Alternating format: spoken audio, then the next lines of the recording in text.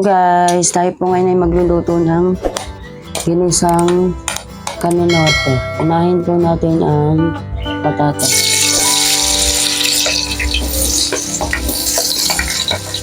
Papalambutin po muna natin siya bago po tayo magsimulang mag-isa.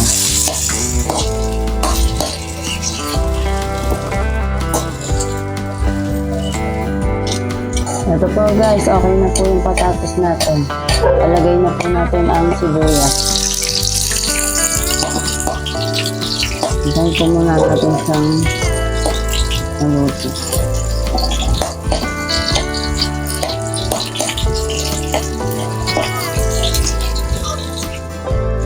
Ayan po guys, higit lang po ito. Ayan po. Alagay na po natin at lalagay na po natin ang karne norte.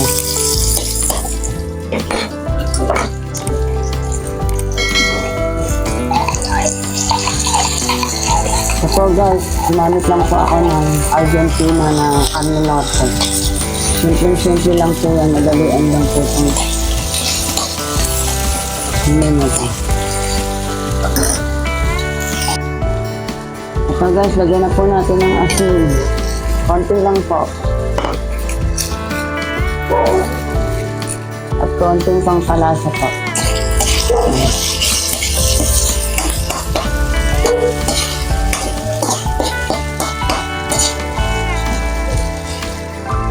Yan guys, saglit lang po yan.